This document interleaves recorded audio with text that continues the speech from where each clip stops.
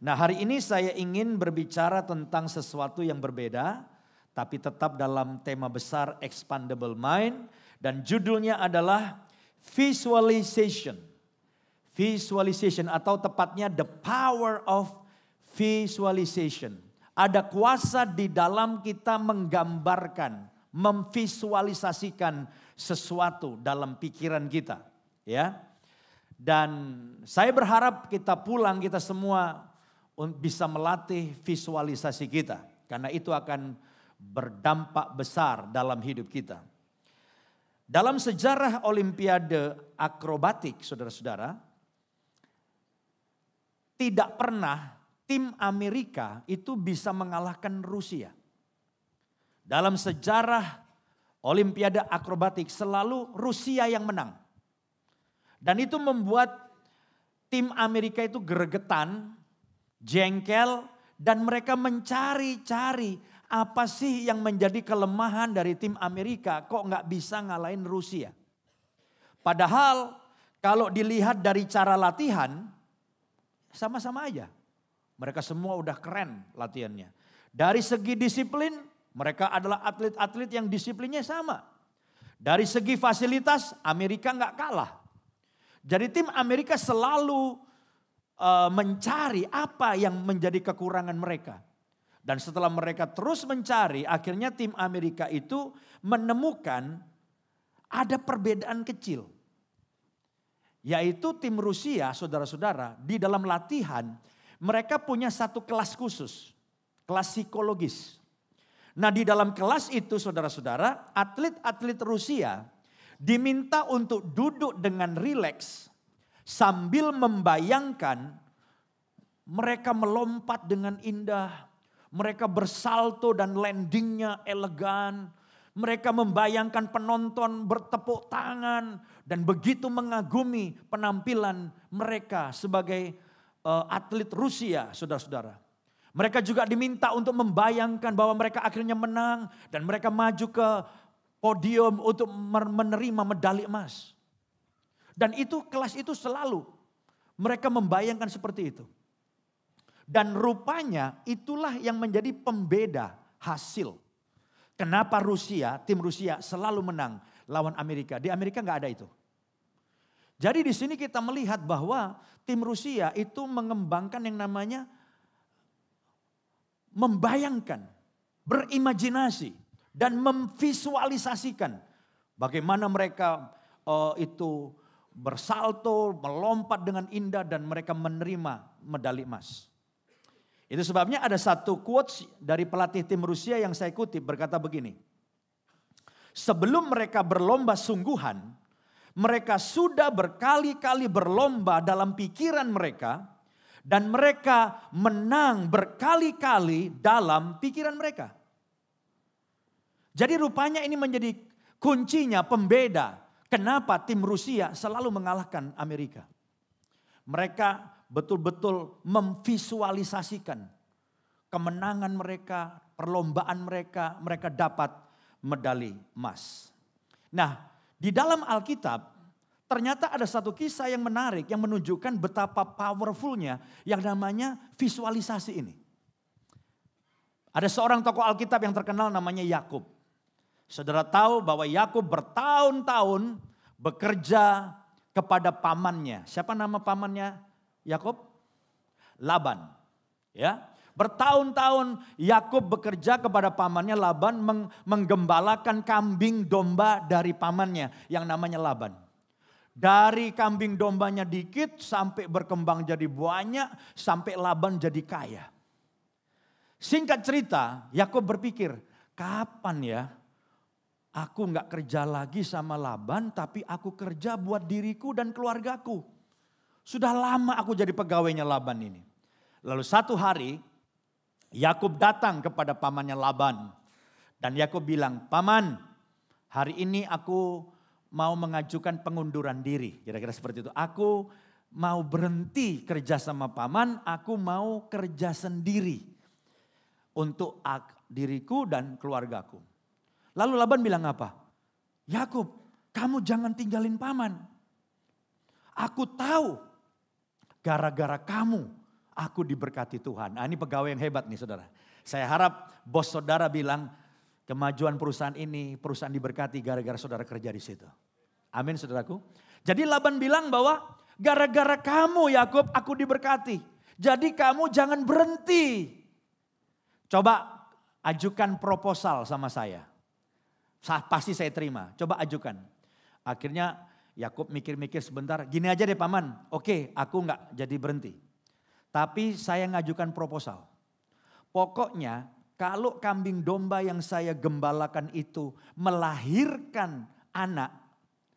Lalu anak kambing atau anak domba itu belang-belang. Warnanya kulitnya belang-belang. Itu buat saya. Tapi kalau melahirkan anak dan anaknya polos. Entah hitam atau semuanya putih. Itu buat paman. Laban mikir sebentar. Oke juga lah. Ya boleh. Nah tapi ini pinter nih Laban. Sebelum diserahkan kambing dombanya. Semua yang belang-belang berbintik-bintik itu dipindahin dulu. Ngerti saudara? Jadi yang belang-belang yang berbintik-bintik dipisahkan lalu dibawa ke tempat yang jauh. Itu digembalakan sendirilah sama keluarganya Laban. Tinggal yang di tangannya Yakub adalah kambing domba yang apa? Polos. Laban berpikir, masa papi maminya polos lahirnya belang? Nggak mungkin dong. Pasti lahirnya polos-polos. Ini bodoh nih Yakub ini. Jadi oke, siap, setuju. Ya udah diserahkan itu udah polos-polos. Nah yang saya mau bacakan sama saudara. Setelah perjanjian itu dibuat. Ternyata terjadi mujizat. Ternyata yang lahir banyak yang belang-belang. Nah ini yang aneh. Padahal papi maminya polos. Mestinya kalau papi maminya polos anaknya polos lah. Tapi ini banyak yang belang-belang. Nah ini yang kita mau baca. The power of visualization. Penggambaran, visualisasi itu sangat luar biasa. Coba kita baca ayatnya ya. Kejadian pasal 30 ayat 37 sampai 39. Saya akan bacakan. Lalu Yakub mengambil dahan hijau dari pohon hawar, pohon badam dan pohon berangan. Dikupasnyalah dahan-dahan itu sehingga berbelang-belang sampai yang putihnya kelihatan. Jadi itu dahan pohon jadi belang-belang gitu, ya. Ia meletakkan dahan-dahan yang dikupasnya itu dalam palungan, dalam tempat minum. Kemana kambing domba itu datang minum, sehingga tepat di depan kambing domba itu. Adapun kambing domba itu suka berkelamin, suka kawin, ya. Pada waktu datang minum. Perhatikan, jika kambing domba itu berkelamin dekat dahan-dahan itu, maka anaknya bercoreng-coreng, berbintik-bintik, dan berbelang-belang. Berhenti dulu. Aneh gak saudara? Mujizat. Jadi saudara-saudara kisahnya begini. Yakub ini mengupas dahan pohon, namanya gak penting lah. Pokoknya ketika dikupas itu belang-belang. Lalu dahan yang belang-belang itu ditaruh di palungan, tempat minumnya kambing domba.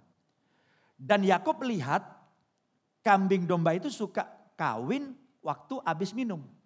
Jadi habis mereka minum sambil lihat yang belang-belang mereka kawin. Mujizat terjadi, anaknya belang-belang semua saudara. Nah mungkin saudara berpikir bahwa ini kayak tahayul, bukan tahayul. Setiap yang ditulis dalam Alkitab Allah punya maksud mengajarkan sebuah kebenaran kepada kita. Kebenaran apa yang diajarkan lewat ayat ini? Kebenaran yang diajarkan oleh ayat ini adalah bahwa apa yang kita lihat itu punya dampak dan pengaruh yang luar biasa. Jadi kambing domba waktu kawin, lihat yang belang-belang, anaknya jadi belang. Makanya hati-hati dengan saudara lihat. Karena menentukan hasil. Amin saudaraku. Nah kemudian karena Yakub udah tahu, oh jadi kalau kambing domba kawin, lihat dahan yang belang-belang, anaknya jadi belang. Lalu dia punya ide, idenya agak nakal nih. Si Yakub ini. Nah idenya kita baca nih, ayat 41 dan 42. Ini idenya. Dan setiap kali apabila berkelamin atau kawin kambing domba yang kuat, Maka Yakub meletakkan dahan-dahan itu ke dalam palungan di depan mata kambing domba itu.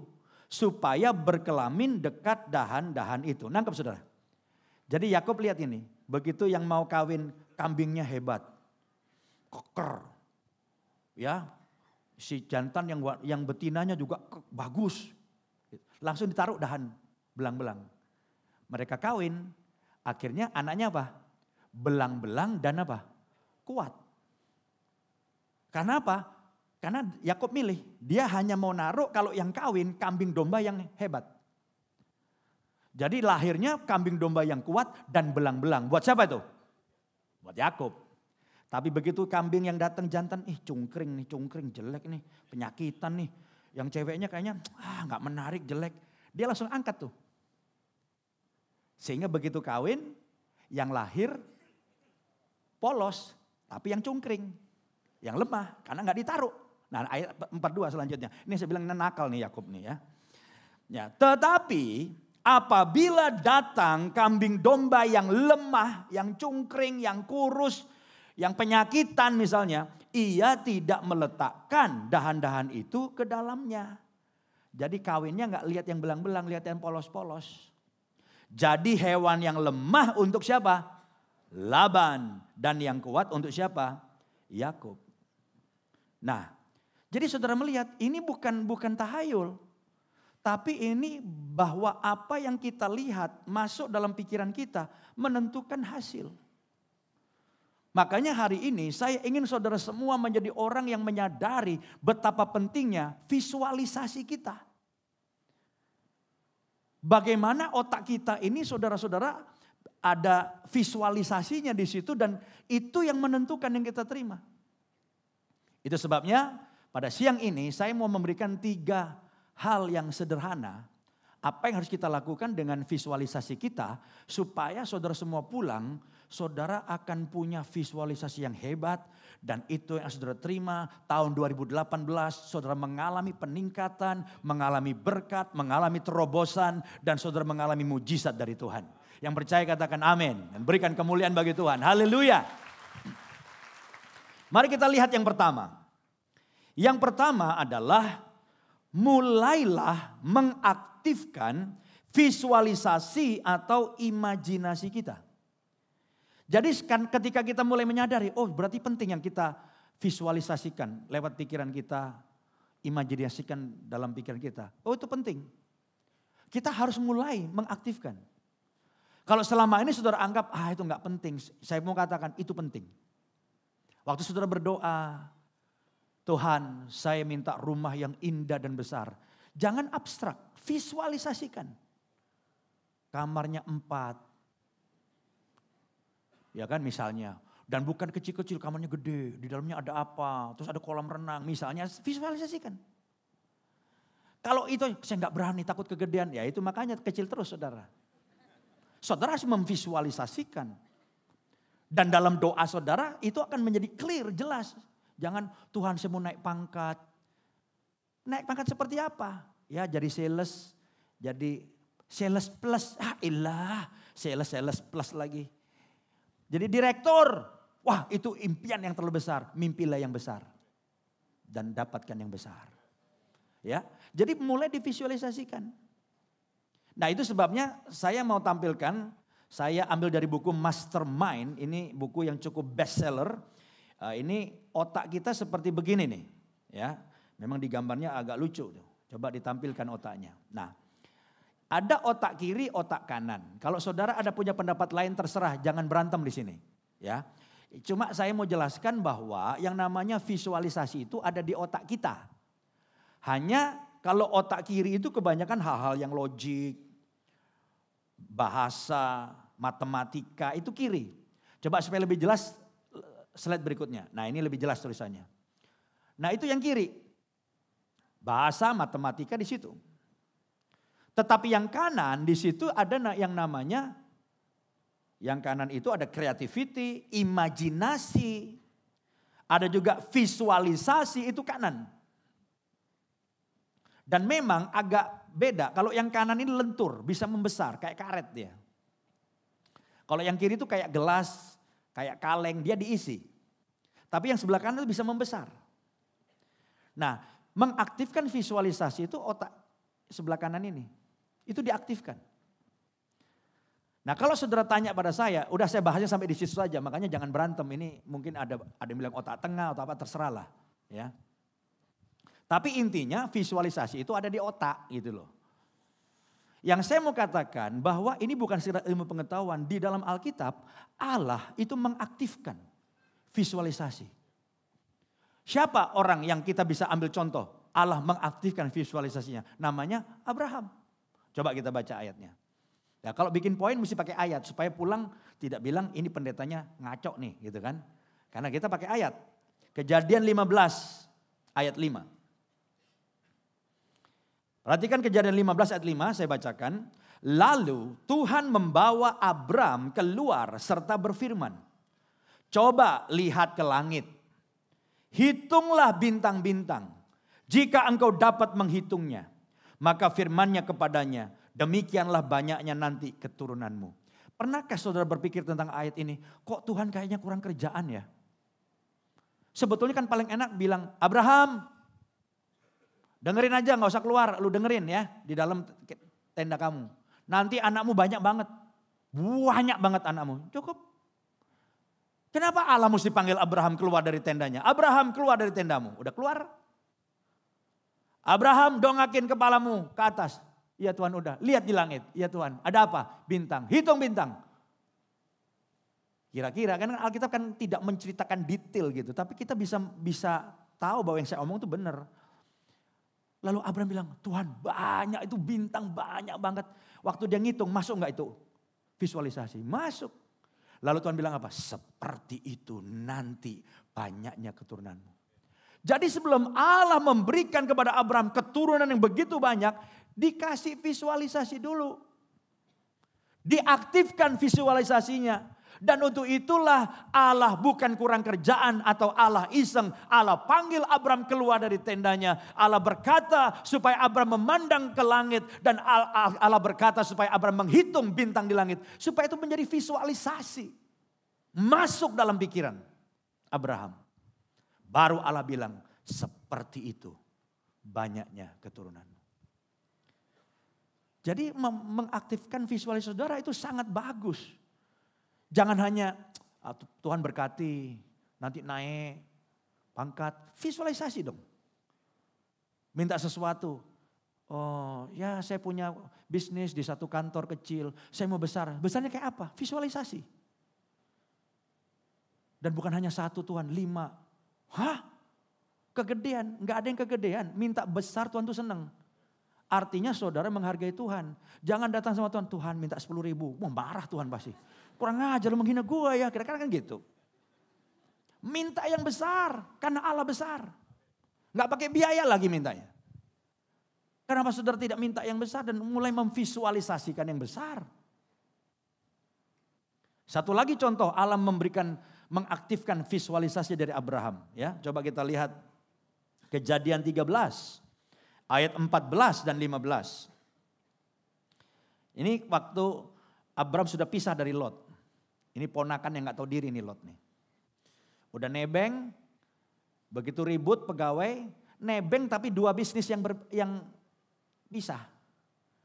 Abraham bilang, udah jangan berantem. Kamu pilih, kalau kamu ke kanan saya ke kiri. Ini paman baik nih. Suka ngalah dan orang ngalah diberkati. Catat tuh, yang ngalah berkati. Jadi ngalah. Oke, bukan itu tema khotbah saya. Kembali ke sini ya. Kejadian 13 ayat 14 dan 15. Perhatikan, setelah Lot berpisah daripada Abram, berfirmanlah Tuhan kepada Abram. Ini juga bukan kurang kerjaan. Ini dalam rangka mengaktifkan visualisasi Abraham. Perhatikan, pandanglah apa? Sekelilingmu.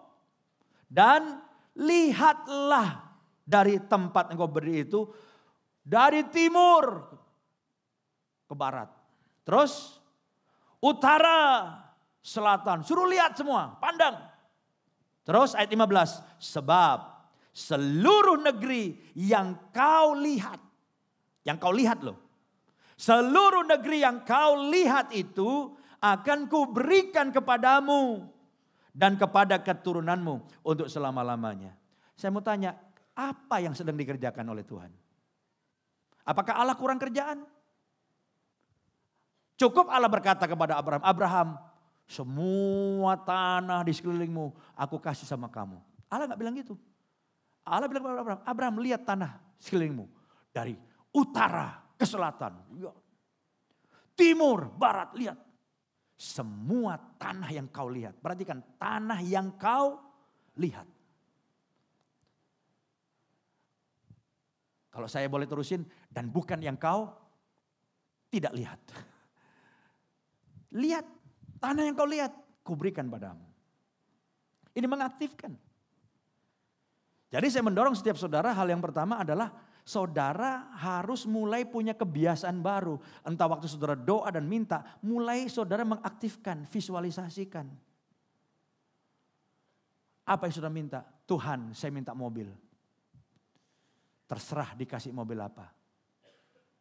Datang mobil apa tuh yang paling kecil. Kalau saudara minta mobil sangat bagus, visualisasikan. Tuhan saya minta mobil, mobilnya begini Tuhan, begini nih. Yang setirnya 3, jangan, saudara bingung ntar. Atau gimana, saudara visualisasikan.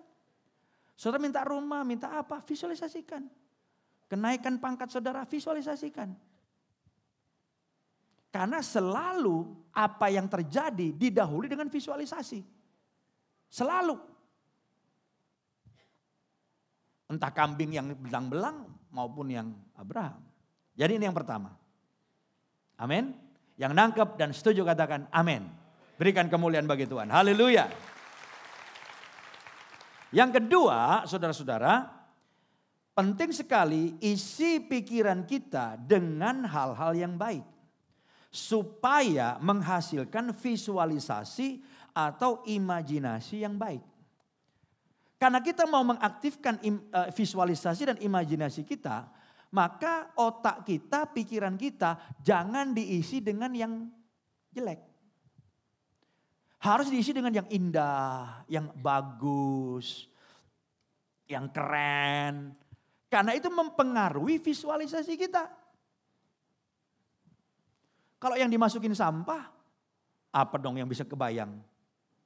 Makanya Alkitab bilang dalam Filipi, coba kita lihat. Filipi pasal 4 ayat yang ke-8. Filipi 4 ayat 8, kita baca sama-sama ya. Supaya semua semangat, kita baca dengan semangat. 2, 3.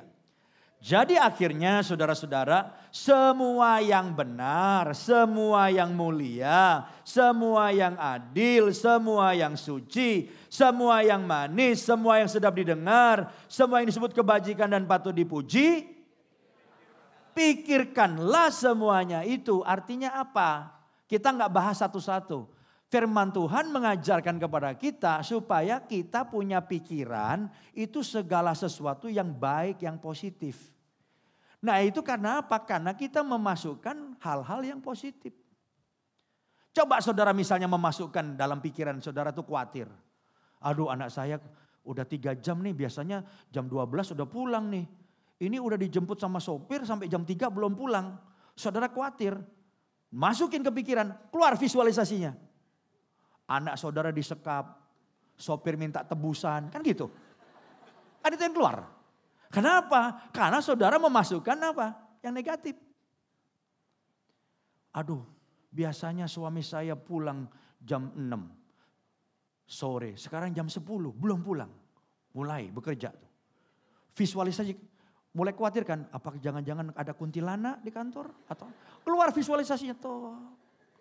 Pasti visualisasinya apa coba? Yang masih negatif, yang jelek. Makanya saya orang yang selalu bilang sama keluarga, sama teman, janganlah nonton film horor. Banyak jemaat seneng nonton film horor.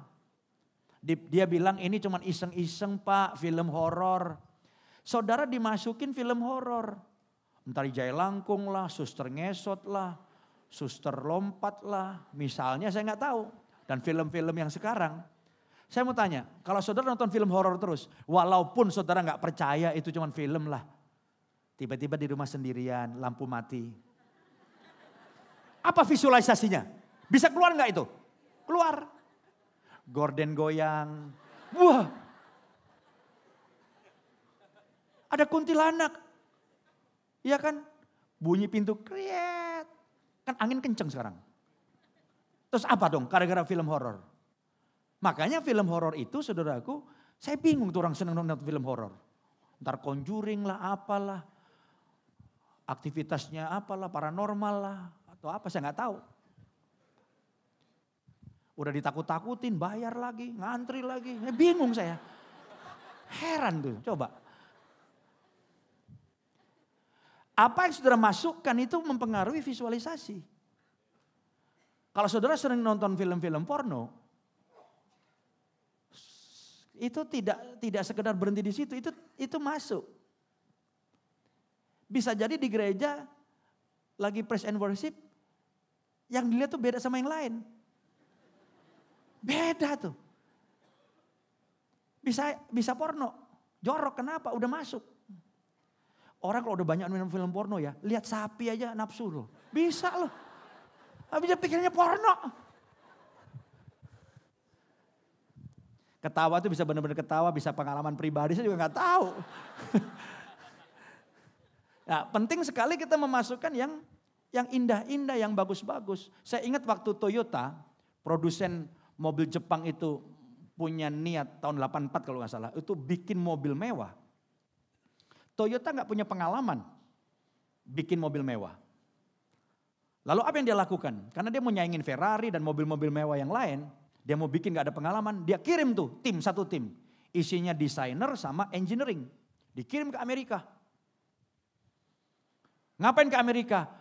Mereka mau belajar melihat yang mewah. Melihat yang indah. Merasakan yang mewah. Jadi sejak mulai berangkat, ini tim saudaraku, tiketnya bukan ekonomi. Tapi apa? Bukan bisnis. First class. Dikasih yang paling mahal. Sampai di Amerika, mereka nggak boleh nginep di hotel sembarangan. Karena tim ini ada tujuan. Memasukkan dalam penglihatan mereka, perasaan mereka, di otak mereka yang mewah itu kayak apa. Masuk hotelnya, gak tahu hotel bintang berapa sekarang paling mahal. 5, 6, 7, bintang 7 orang pusing tuh ya. Pokoknya yang mahal. Dan begitu mereka masuk hotel itu, mereka kaget. Karena mereka tidak dipesanin kamar standar atau deluxe. Kamarnya apa? Presidential suite. Yang bisa salto, muter-muter, lompat. Wah, bisa kemana-mana. Wah, sampai wow. Saya pengen tuh masuk tim kayak gitu tuh. Wah, enak juga ya. Mereka makan di restoran, diminta dan diperintahkan untuk pesan makanan yang paling enak dan mahal. Mereka bergaul dengan orang-orang Amerika yang orang kaya, tentunya yang mempertemukan ya bosnya. Mereka pakai mobil sport, pakai apa, pokoknya mereka menikmati kemewahan. Melihat, merasakan, masukin ke otak. Mereka pulang, baru mereka bikin. Nah, tapi visualisasinya keluar apa? Yang bagus-bagus dong. Karena mereka sudah melihat semuanya yang first class. Nah, ini penting. Makanya kadang pengalaman untuk sekali-kali saudara naik kelas, jangan pelit-pelit, makan lebih mahal, itu penting. Itu visualisasi. Lah kalau makannya terus yang susah-susah, dan gimana visualisasi? Kadang-kadang kita ke Hillsong gitu, ikutin seminar, ya kan? Saya manggut-manggut gitu. Orang pikir saya ngerti separuh saya. Orang ketawa, saya juga ketawa. Rada telat dikit, saya ngikut aja. Saya ketawa gitu. Ada kadang-kadang yang seleng-selengnya saya nggak nangkep. Beberapa teman kita juga Inggrisnya nggak terlalu bagus. Tapi melihat, itu penting. Nggak ngerti gimana soal garis besar kita ngerti lah. Tapi kadang kita melihat, kayak gini ya ambience-nya ya. Wah keren loh, kayak begini. Pulang ada visualisasi di otak untuk kemajuan NDC. Jadi mestinya kalau pendeta-pendeta saudara sering-sering keluar negeri, ini belum tapi akan sering-sering gitu. Saudara mesti mendukung. Karena itu visualisasi. Akhirnya kemudian Toyota mengeluarkan, ini balik lagi sekarang ya. Toyota mengeluarkan mobil mewah mereka namanya apa? Lexus. Ada fotonya waktu pertama kali keluar di Amerika. Dan mereka berhasil. Intinya adalah saya ingin saudara coba jangan masukin yang horor. Jangan masukin yang porno. Jangan masukin curiga. Jangan masukin takut-takut. Nanti visualisasinya yang jelek-jelek. Masukin sesuatu yang indah, yang bagus. Itu membantu mudah visualisasi yang indah. Yang setuju katakan amin. Berikan kemuliaan bagi Tuhan. Haleluya. Yang ketiga, yang terakhir. Sebenarnya ini agak mirip dengan nomor 2. Tapi saya pikir saya bedakan karena ini powerful. Isilah pikiran kita dengan hal yang terbaik. Bukan hanya baik. Yaitu janji-janji Tuhan. Yang tadi baik, bagus, mewah dan sebagainya itu bagus. Tapi janji Tuhan itu beda. Janji Tuhan itu selain ada powernya di situ. Tapi janji Tuhan itu yang bisa kita pegang. Dan kita masukkan bukan sekedar hiburan-hiburan kosong. Tapi benar-benar kita bisa jadi jangkar hidup kita. Kenapa? Karena janji Tuhan sudah teruji. Sejarah ini membuktikan bahwa apa yang Tuhan ngomong tidak pernah satu pun yang meleset. Dan tidak pernah satu pun yang tidak digenapi. Janji Tuhan sudah teruji. Mazmur 12 ayat 7 berkata, janji Tuhan adalah janji yang murni. Bagaikan perak yang apa? Teruji. Murninya itu karena dia sudah teruji gitu maksudnya. 7 kali dimurnikan dalam dapur peleburan ditanya. 7 kali dimurnikan itu bicara tentang udah murni banget. Tiada duanya. Jadi kenapa kita harus memasukkan di otak kita ini saudaraku banyak janji-janji Tuhan, banyak firman Tuhan. Dan selain janji Tuhan itu sudah teruji dan bisa kita pegang. Selagi saya katakan janji Tuhan atau firman Tuhan itu ada power. Beda sama orang ngomong yang lain. Makanya kalau saya khotbah. Saya mantap, kenapa? Karena saya punya keyakinan firman Tuhan itu hidup dia. Orang mau mati aja bisa hidup dengar saya khotbah. Tapi bukan sayanya, karena yang saya bicara firman Tuhan. Orang lemes bisa pulang ada harapan. Kenapa? Itu kuasa dari firman. Dan ketika pikiran sudah dipenuhi dengan firman, maka iman saudara bangkit. Iman itulah saudaraku yang membuat saudara bisa visualisasinya bisa lebih besar. Berani mimpi dan memvisualisasikan lebih besar itu tergantung apa? Besarnya iman kita dan pertumbuhan iman kita. Makanya otak kita, pikiran kita harus diisi dengan janji-janji Tuhan. Roma 10 ayat 17 berkata, jadi iman timbul dari apa? Pendengaran. Dan pendengaran oleh apa? Firman Kristus. Jadi ketika saudara dengar atau saudara baca sama saja. Yang penting saudara nangkap firman Tuhan itu membangkitkan iman. Waktu pikiran saudara dipenuhi dengan janji Tuhan. Pikiran saudara dipenuhi dengan firman Tuhan. Itu melampaui dari pikiran yang bagus, indah tadi. Karena ada power di situ. Dan saya percaya janji Tuhan itu sudah teruji. Dan janji Tuhan gak pernah berubah. Yang percaya katakan amin. Jadi saudara-saudara, ini yang saya sampaikan kenapa penting untuk kita memenuhi pikiran kita dengan firman supaya kita bangkit imannya. Nah yang saya simpulkan pada akhir ada penutup khotbah saya pada hari ini adalah what you visualize plus what you believe. Jadi Abraham kan terima dulu visualisasi. Dan jangan lupa, Abraham gak bilang gini, masa bisa sih Tuhan? Aku udah tua, Sarah udah tua.